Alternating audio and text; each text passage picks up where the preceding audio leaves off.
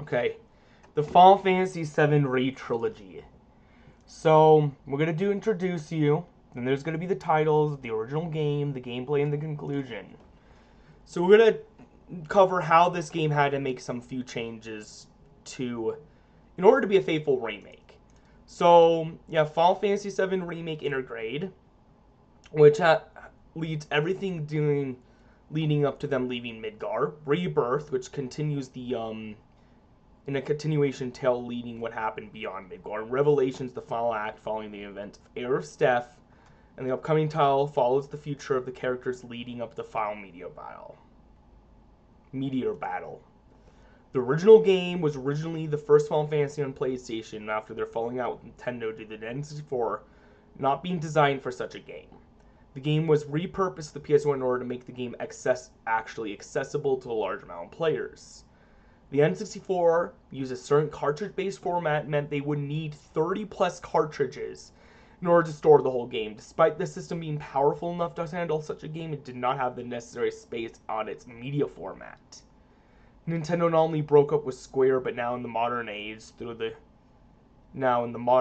game can still be enjoyed, the game is aged terribly, leading players wanting a remake, which came from a trilogy and a remaster demand later on in the same vein as the Super Mario RPG Switch version for the Nintendo Switch 1. The precedent this set, though may have made games like Final Fantasy Silent Hill need remakes in the future, it also allowed many devs to consider the possibility of leaving for PlayStation like Monster Hunter, or even in the future, Super Smash Bros. For their own reasons. Konami and Capcom all moved away from Nintendo in favor for the PlayStation, with Smash Bros. Leaving eventually. That hasn't happened yet, but I can see it happening. Like Square only returning to this time. Like Square, with all the devs only returning when the time is convenient, which when they return, Smash Bros. Leaves, and this when Smash Bros. Gets back on Nintendo, that's going to be a long ass time, like 60 plus years. The combat has two options: turn-based real-time hybrid or real-time combat, meaning the way you have to approach a battle could be different in each mode.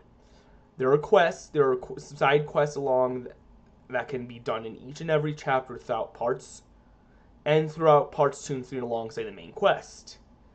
It's a different system for 2 and 3 compared to 1. The gear, there are equipment that can make all difference about, like healing items, otherwise known as potions or material, or different weapons and armor, as well as spells and magic through those material that can enhance your ability to fight. There are non-equipment based items like music tracks that can be purchased at any time. The conclusion, I do think this trilogy has potential to not only reimagine it. Granted, there are some differences, like story differences, that they had to do in order to make sure that the story can still be told. Like, they added these ghost characters that weren't in the original game, but overall, it's a really good trilogy. And I hope to see more of this come of this type of...